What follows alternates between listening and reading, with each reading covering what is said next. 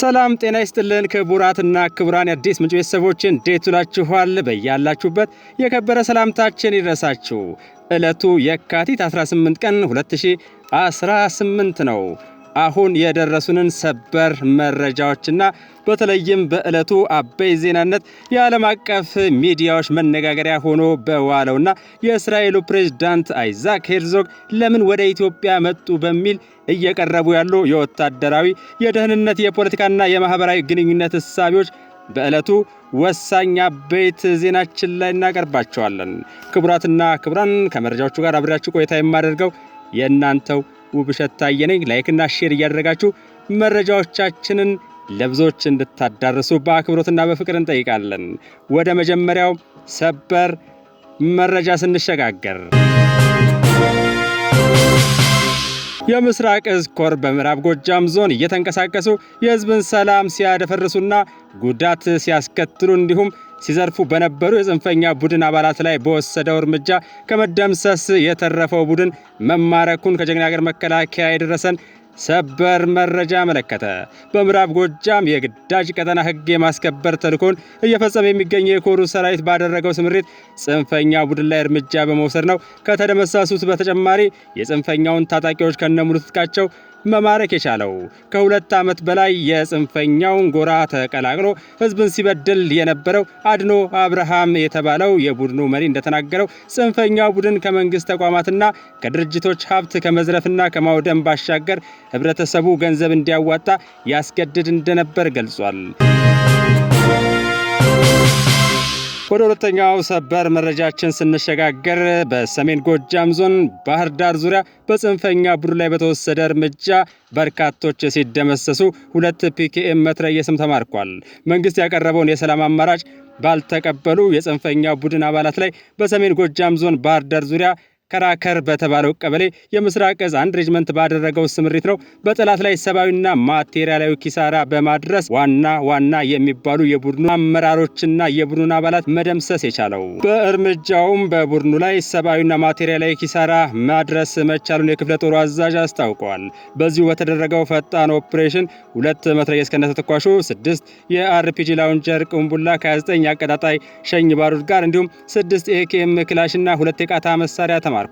ስምሪቱን በቅርበት የመሩት የሬጅመንቱ አዛዥ እንዳሉት በተሰጠን እቅድ መሰረት ወታደራዊ ሳይንስና ጥበብ ተጠቅመን በጽንፈኛ ቡድን ላይ ድንገተኛ ጥቃት በማድረስ ከደመሰስናቸው በተጨማሪ በርካቶችም ተማርከዋል ብለዋል።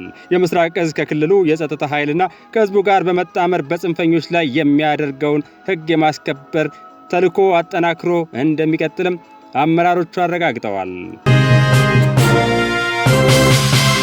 በአዊ ብሔረሰብ አስተዳደር በጓጉሳ ሽኩዳድ ወረዳ በተደረገ ድንገተኛ ኦፕሬሽን ደግሞ አንድ የጽንፈኛው አባል ከነሙሉ ትጥቁ በቁጥጥር ስር መዋሉ ተገልጿል። በአዊ ብሔረሰብ አስተዳደር በጓጉሳ ሽኩዳድ ወረዳ በዛሬው ዕለት በአንበራ ጅባይታ ህዋስ ቀበሌ ውስጥ በተደረገ የተጠና ኦፕሬሽን ነው ከነሙሉ ትጥቁ በቁጥጥር ስር የዋለው። በቁጥጥር ስር የዋለው የጽንፈኛ ቡድን አባል ጥበቡ ማናምኖ የሚባል ራሱን የዘንገና ብርጌድ ብሎ የሚጠራው ጽንፈኛ ቡድን አባል የነበረ ሲሆን ጥምር ጦሩ እስከነሙሉ ትጥቁ በቁጥጥር ስር አውሎታል። ህብረተሰቡም እንደዚህ አይነት ሰርጎ ገቦችን እንዲሁም የማህበረሰቡን ሰላም የሚነሱ ጽንፈኞችን በመጠቆምና ጋልጦ በመስጠት እያደረገ ያለውን ጠናክሮ መቀጠል እንዳለበት ተገልጿል። ከምዕራብ ወለጋ ዞን የደረሰን መረጃ ደግሞ የሸኔን የሽብር ቡድን አባላት በአሰሳ የመልቀም ተግባር ተጠናክሮ መቀጠሉን ያሳያል። በምዕራብ ወለጋ ዞን ጉሊሶ ወረዳ ጨሊያ ቀበሌ በስምሪት ላይ የምትገኘው በአምባሰል ክፍለ ጦር የነበልባል ሬጅመንት 1 ሻምበል በሽብር ቡድን የጥፋት ኃይሎች ላይ እየወሰደች ያለውን እርምጃ አጠናክራ መቀጠሏን የሻምበል አዛዡ 50 አለቃ መለሷ ሲሆን ገልጸዋል። የቀጠናውን አስቸጋሪ መልክዓ ምድራዊ አቀማመጥ እንደ ምቹ ሁኔታ ተጠቅመው ለመደበቅ ያሰቡ የሽብር ቡድን አባላትን ሻምበሏ እግር በእግር ተከታትላ በማሳደድ እርምጃ መውሰድ መቻሏን የሻምበል አዛዡ የገለጹት ተለዋዋጭ ጊዜና ቦታን ተጠቅመው የገዛ የማህበረሰቡን የመልማት ፍላጎት የማስተጓጎል እኩይ ዓላማ ያነገበው የሽብር ቡድን አሁን ላይ ሰራዊቱና የአካባቢው ህብረተሰብ በሚያደርጉት የተቀናጀ ተግባር የጥፋት ኃይሉ መደምሰሱንና አብዛኛው ታጣቂዎቹ የሰላም አማራጭን ተጠቅመው ለሰራዊቱ እጅ እንዲሰጡ የማድረግ ስራ እየተሰራ መምጣቱንም ባለሌላ ማዕረግተኛው ተናግረዋል። አሁን ላይ በትኩረት እየተሰራ ባለው የአሰሳ ስምሪትም እንቅስቃሴው ቀሪ የቡድኑ ርዝራዦችን በመልቀም ላይ መሆናቸውን በመግለጽ ከሰሞኑም በዚህ መልክ በበርካታ የቡድኑ አባላት ላይ እርምጃ በመውሰድ ከፍተኛ ጉዳት ማድረስ መቻሉን ገልጸዋል። በተያያዘ ዜና በማዕከላዊ እዝ የህዳሴ ኮር ሰራዊት በተሰማራበት በምስራቅ ወለጋና አካባቢው ተልዕኮውን በላቀ ብቃት እየተወጣ የአካባቢውን ዘላቂ ሰላም ለማረጋገጥ የሚያስችሉ ግዳጆችን ስኬታማ በሆነ መንገድ መፈጸሙን የማዕከላዊ እዝ ምክትል አዛዥ ለኦፕሬሽናል ሜጀር ጄኔራል አብድሮ ከድር ገልጸዋል። የሀገራችንን ሰላም በማይሹ የውጭ ጣልቃ ገቦች አይዞህ ባይነት እየታየ ያለው የሰላም በር የመዝጋት ጭፍን ጉዞ የህዝብን ሰላም ከማወኩ የሀገርን ልማት ከማቀጨጩ ሌላ ተማሪዎች ተምረው የነገ ሀገር ተረካቢ መሆን እንዳይችሉ እንቅፋት የሚፈጥር፣ ማህበረሰቡ በሰላም ወጥቶ እንዳይገባ ስጋት የሚያሳድር፣ አርሶ አደሩ እንዳያመርት የሚያስተጓጉል፣ በሀገር ኢኮኖሚ ላይ ጫና የሚያስከትል በመሆኑ ይህንኑ እየተከላከሉ መሆኑን ጄኔራል መኮንኑ ለሰራዊቱ ማብራሪያ በሰጡበት ወቅት ገልጸዋል። በቀጣናው እየተንቀሳቀሰ የህዝብን ሰላም የሚያውክና ግጭት እንዲፈጠር የሚያደርገውን አሸባሪውን የሸኔ ቡድንና ጽንፈኛውን የፋኖ ኃይል ለማጥፋት ከዞን ከወረዳና ከቀበሌ የጸጥታ አካላት ጋር ተቀናይተው በጋራ የመስራቱ ሂደት ተጠናክሮ መቀጠል እንዳለበት ተጠቁሟል። ጄኔራል መኮንኑ አክለውም እዙ በአሁኑ ሰዓት በተሰማራባቸው ቀጠናዎች እየተንቀሳቀሰ ያለውን የሸኔ ቡድን ሙሉ ለሙሉ ለማጥፋት የሚያስችል የተቀናጀ ዘመቻ እየተከናወነ መሆኑን ገልጸው የቡድኑ እንቅስቃሴም ትርጉም ወደማይሰጥ ደረጃ መሸጋገሩን ገልጸዋል። የታሪካዊ ጠላቶቻችን ተጽዕኖ መቋቋም የሚቻለው ሀገራዊ አንድነትን በመፍጠር ብሎም የኢትዮጵያን ሀገረ መንግስት በማጽናትና የውስጥ ችግሮችን ተነጋግሮ በጋራ መፍታት ሲቻል ነው ያሉት በማዕከላዊ እዝ የህዳሴ ኮር ዋና አዛዥ ብርጋዴር ጄኔራል አስናቀ አይተነው ናቸው። የኮሩ ሰራዊት ቀን ከሌሊት በሚወጣው ግዳጅና በሚከፍለው መስዋዕትነት ህዝቡ ተረጋግቶ የልማት ስራዎችን እንዲያከናውን ማስቻሉን የተናገሩት አዛዡ ሰራዊቱ ላፍታ እንኳ ሳያርፍ እየሰራ እንደሚገኝ ገልጸው የአካባቢውን የጸጥታ መዋቅር ለማጠናከር ከምን ጊዜውም በላይ ትኩረት ተሰጥቶ በቀጣይነት እንደሚሰራም አረጋግጠዋል። በዳንግላና አካባቢው የሚገኘው ጥምር ጦር የሰላም ማስከበር ተልዕኮውን በብቃት እየተወጣ አስደሳች ውጤትም እያስመዘገበ መሆኑን ከስፍራው የደረሰን መረጃ ያመለክታል። በአዊ ብሔረሰብ አስተዳደር የዳንግላ ከተማና አካባቢዋን ሰላምና ደህንነት ለማረጋገጥ የተሰማራው ጥምር ጦር የተሰጡትን ግዳጆች በላቀ ብቃትና በቁርጠኝነት እየተወጣ እንደሚገኝ ተገልጿል። በዳንግላ ዙሪያ ወረዳ ፖሊስ ጽሕፈት ቤት የእስረኛ አቀራረብ ንዑስ ክፍል ኃላፊ ምክትል ኢንስፔክተር ሐሰን አህመድ እንደገለጹት ፖሊስ ከሰላም አስከባሪ ከሚሊሻና ከፌዴራል የጸጥታ አካላት ጋር በመቀናጀት ነው የተሰጠውን ግዳጅ በስኬት እየተወጣ የሚገኘው። ፖሊስ ከመደበኛ የወንጀል መከላከል ተግባሩ ባሻገር ወቅታዊውን የህግ ማስከበር ተልዕኮ እንደ ድርብ ኃላፊነት ወስዶ እየሰራ ይገኛል። ለህዝብ ሰላምና ለሀገር ደህንነት ሲባልም አስፈላጊውን መስዋዕትነት እየከፈልን ነው ሲሉ ምክትል ኢንስፔክተሩ አስረድተዋል። በአካባቢው አስተማማኝ ሰላም እንዲሰፍንና የህዝብ ደህንነት እንዲጠበቅ ሌት ተቀን እየሰሩ እንደሚገኙም ጠቁመዋል። በወረዳው ፖሊስ ጽሕፈት ቤት የእቅድ ዝግጅት ንዑስ ክፍል ኃላፊ ዋና ሳጅን በላይ ሰው አርጋው በበኩላቸው በክልልም ሆነ በሀገር ደረጃ የተጋረጠውን የጸጥታ ችግር ለመቀልበስ ዝግጁ መሆናቸውን ገልጸዋል። በሰላም እጦት ለተጎሳቆለው ማህበረሰብ ካሳ የሚሆን ሰላም ለማምጣት ያላቸው ቁርጠኝነትም ከፍተኛ መሆኑን አረጋግጠዋል። የሰላም አስከባሪ አባል የሆኑት አቶ ብርሃኑ ገድፍ በበኩላቸው ጥምር ጦሩ እያከናወናቸው ያሉትን ተግባራት በኬላዎች ላይ ጥብቅ ፍተሻ ማድረግ፣ የሰርጎ ገብነት ሙከራዎችን ማክሸፍ፣ ማንኛውንም አይነት ህገወጥነት መቆጣጠርና የሰላም አማራጭን በማይቀበሉ ህገወጥ አካላት ላይ ደግሞ የማያዳግም የህግ ማስከበር እርምጃ መውሰድ መቻሉን ገልጸዋል። በመጨረሻም የጥምር ጦሩ አባላት ሀገራዊ የእድገት ጉዞ እንዳይሰናከልና ህዝቡ የሰላም አየር እንዲተነፍስ እስከ መጨረሻው እንደሚታገሉ ገልጸዋል። ክቡራትና ክቡራን የአዲስ ምንጭ ቤተሰቦች አሁን ደግሞ ወሳኝ ወደ ሆነው የዕለቱ አበይት ዜናችን ነው የምንሸጋገረው። የእስራኤሉ ፕሬዝዳንት አይዛክ ሄርዞግ ወደ ኢትዮጵያ መምጣት የዓለም ጆሮ ያርገበገበ ዜና ሆኖ ውሏል። ዓለም አቀፍ ተደማጭነት ያላቸው የዜና አውታሮች በየራሳቸው እይታ ዘገባውን ሽፋን ሰጥተው ውለዋል። በተለይም የእስራኤሉ ጠቅላይ ሚኒስትር ቤንያሚን ኔታንያሁ በቅርቡ ሄክሳጎን አሊያንስ በጥሬ ትርጉሙ 6 ጎናዊ ትብብር እሳቤው ግን ከተለያዩ ቀጠናዊ ሀገራት ጋር አክራሪ ጠላቶችን ለመታገል የሚደረግ ትብብር ሲሆን ከዚህ መግለጫ ጥቂት ቀናት በኋላ የፕሬዝዳንቱ መምጣት እንደ አልጀዚራ ያሉ የዜና ሚዲያዎች ኢትዮጵያ አንዷ የትብብሩ አካል ትሆንን? ዊል ኢትዮጵያ ቢ ፓርት ኦፍ እስራኤልስ ሄክሳጎን አሊያንስ ሪቬሊንግ ኢትስ ኢነሚስ በሚል ርዕስ ሰፋፊ ትንታኔዎችን ሲሰጡ ተመልክተናል።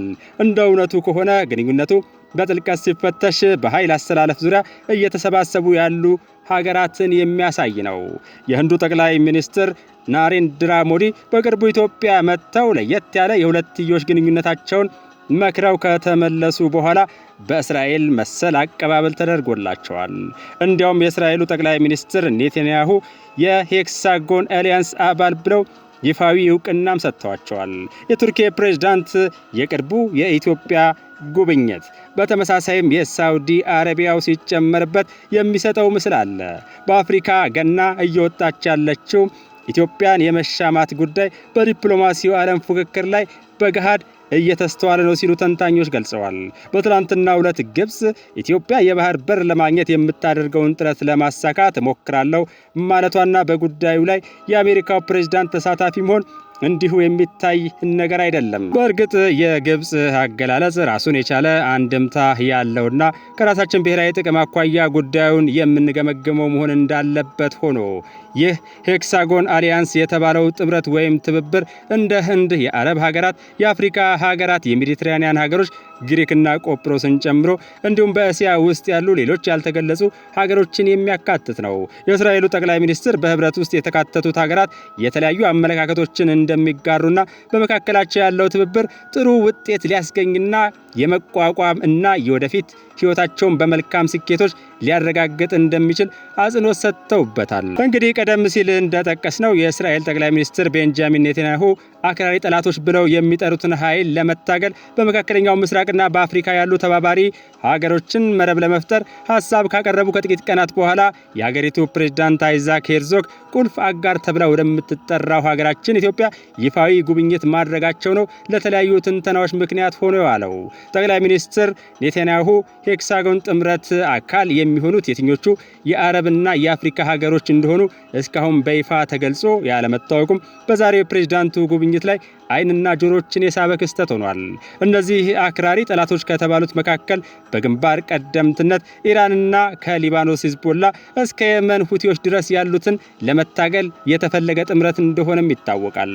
ተንታኞች እስራኤል አሁን ባለው የተለያዩ መጓተቶች በሰፉበት ያሰላለፍ መስመር ውስጥ ይህን መሰል መደበኛ የደህንነት ስምምነት ለመመስረት በሀገረ መንግስታት ላይ በቂ ተጽዕኖ ማሳደር ስለመቻሏ የጥርጣሬ ሀሳብ ያቀርባሉ። ሆኖም ግን ሀገሪቱ በአፍሪካ ውስጥ ያላትን ተደማጭነት ለመመለስ እየሞከረችም ይመስላል።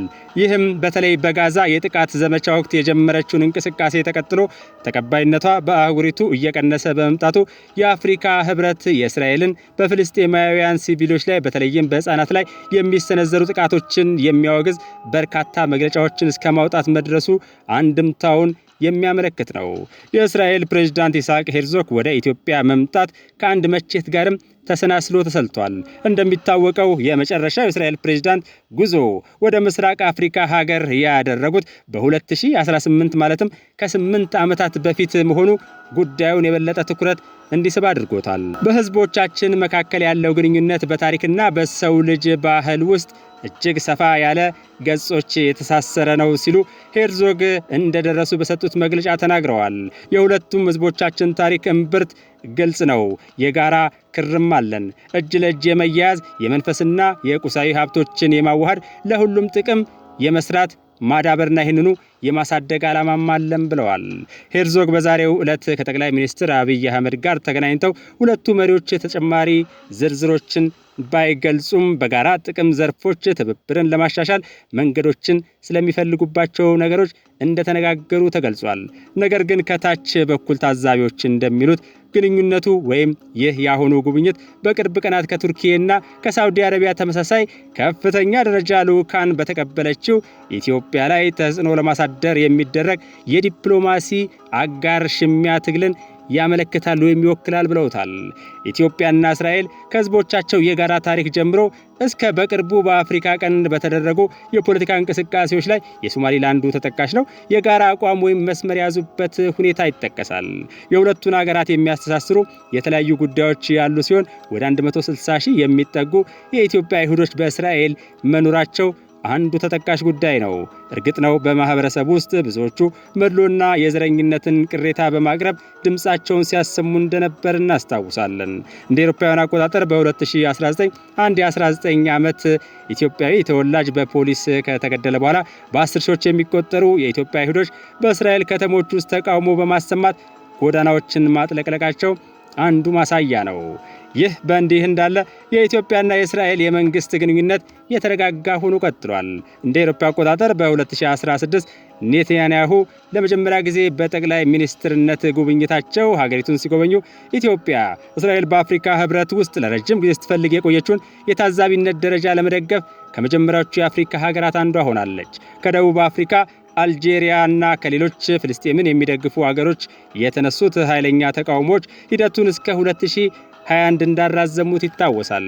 በኋላ እንደ አውሮፓውያኑ አቆጣጠር በ2023 የአፍሪካ ህብረት ማዕቀፉን ለጊዜው መሰረዙም ይታወቃል። ምንም እንኳ ኢትዮጵያ እንደ ቻይና ካሉ በሀብት የበለጸጉ አጋሮቿ የበለጠ ጉልህ የሆነ የገንዘብ ድጋፍ ብታገኝም የእስራኤል የእርዳታ ኤጀንሲ ማሻፍ ባለፉት 10 ዓመታት ለኢትዮጵያ በግብርናና በውሃ ትብብር ፕሮጀክቶች መልክ እርዳታ መስጠቱ ይታወሳል። እስራኤል ባለፈው ዓመት ወደ ሀገሪቱ በሚዲያ ጉዞዎች ላይ የበርካታ የአፍሪካ ጋዜጠኞችን ስፖንሰር ስታደርግ የኢትዮጵያ ጋዜጠኞች ከጋበዘቻቸው ሀገሮች መካከል እንደነበሩ ይታወሳል። በቅርብ ቀን የሆነውና የተለያየ ሀሳብ የተሰጠበት ያለውን አውድ በሌላ ጊዜ የምንመለስበት እንደሆነ እዚህ ላይ እንገልጻለን። በቅርቡ ሁለቱም ሀገሮች ለሶማሊላንድ ባደረጉት ድጋፍ ደግሞ የተገደቡ መሆኑ ይታወቃል።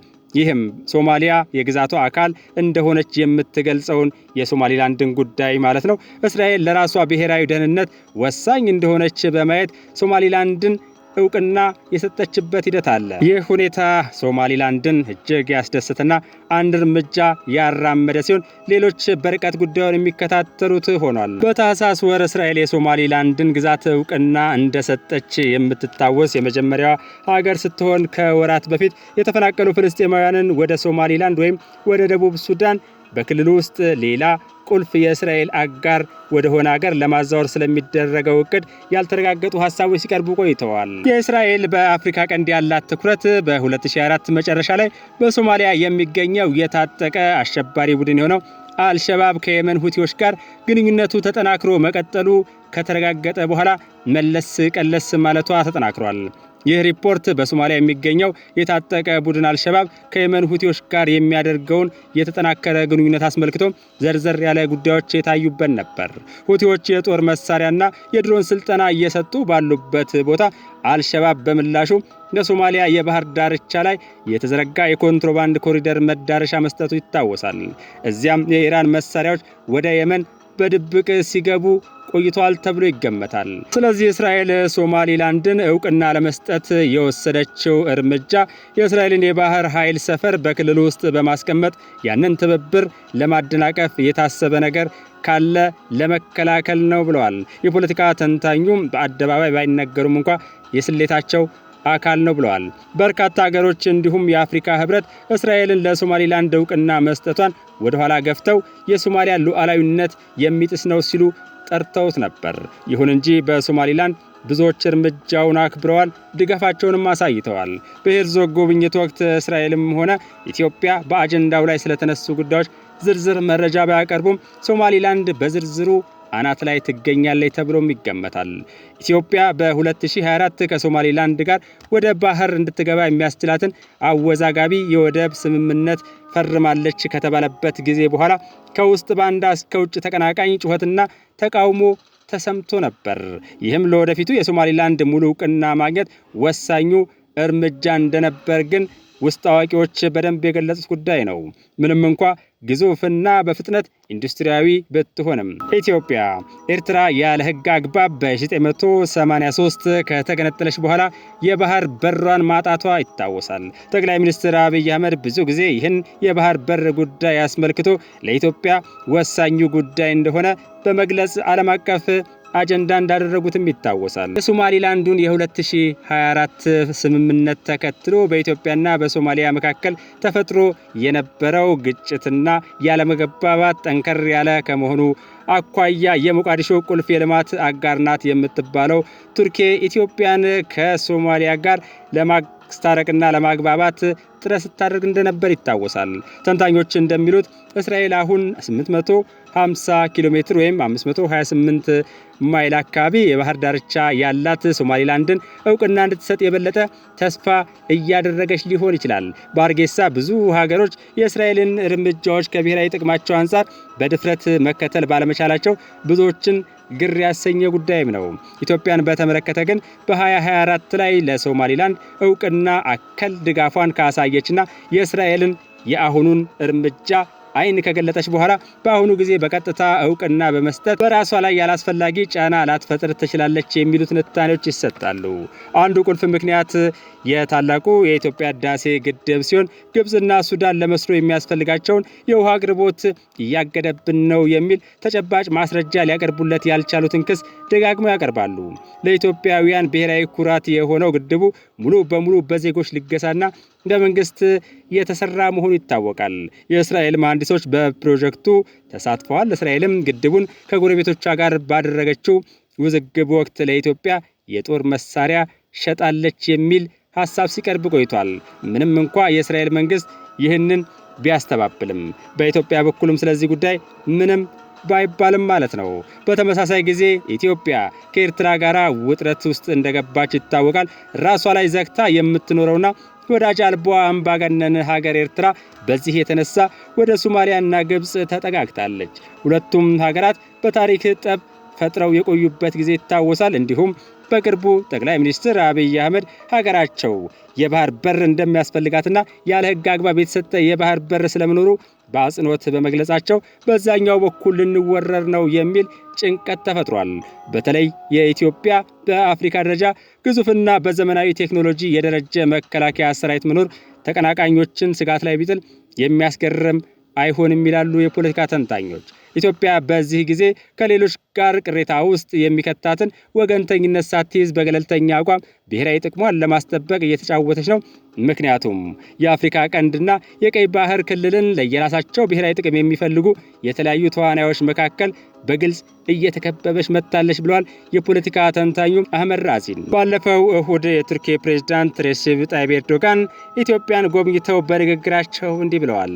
እስራኤል ለሶማሊላንድ እውቅና መስጠቷ ሶማሊላንድንም ሆነ የአፍሪካ ቀንድን እንደማይጠቅም አጽንኦት መስጠት ፈልጋለሁ ብለው ነበር። መግለጫቸው ከአርጌሳ ተቃውሞ አስነስቷል። ይህም በሶማሊላንድና በአጋሮቿ መካከል ያለው ግንኙነት ለማበላሸት የታሰበ ተቀባይነት የሌለው ጣልቃ ገብነት ሲሉ ጠርተውታል። ይህ በእንዲህ እንዳለ በየመን የተከሰተውን ግጭት እንዴት መቋቋም እንደሚቻል በተመለከተ ከተባበሩት አረብ ኤሚሬትስ ጋር በተፈጠረ ያለመግባባት ውስጥ የምትገኘው ሳውዲ አረቢያ በየካቲት ወር በተፈጠረው ግጭት ውስጥ ጣልቃ መግባቷ ጉዳዩን የበለጠ እንዲንር አድርጎታል። የውጭ ጉዳይ ሚኒስትር ዋሊድ ኤል ከህርጅ በዚህ ሳምንት የቀጠናዊ ሰላም ላይ ለመወያየት አዲስ አበባ ገብተዋል። የውጭ ጉዳይ ሚኒስትር ልዑል ፋይሰል ከጠቅላይ ሚኒስትር አብይ ጋር ለመነጋገር ወደ ከተማዋ ከገቡ ከ2 ሳምንታት በኋላ ማለት ነው። እስካሁን ድረስ ሳውዲ አረቢያ ከኢትዮጵያ ጋር ያላትን አስተላለፍና የአጋርነት ተጽዕኖ በመለካት ረገድ ምን አይነት ስኬት እንዳስመዘገበች በግልጽ አይታወቅም። በተመሳሳይም እስራኤል በዚህ ረገድ የኢትዮጵያን እንዴት የመሆን ጉዳይ እስካሁን በግልጽ የታወቀ ነገር የለም። ምክንያቱም በዛሬው ቆይታም የነበረው አጠር ያለ መግለጫ የመስጠት ሲሆን ፖለቲካዊ ጨዋታዎቹ ግን ተጠናክረው የሚቀጥሉ ይሆናሉ። ክቡራትና ክቡራን አድማጭ ተመልካቾቻችን እስካሁን ለነበረን ቆይታ ከልብ እናመሰግናለን።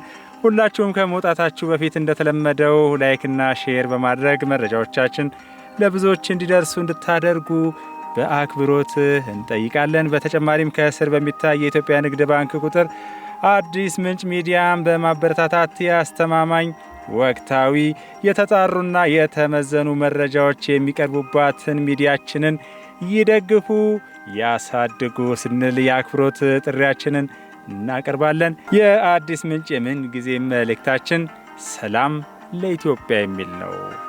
ሰላም ለኢትዮጵያውያን፣ ሰላም ይሁን።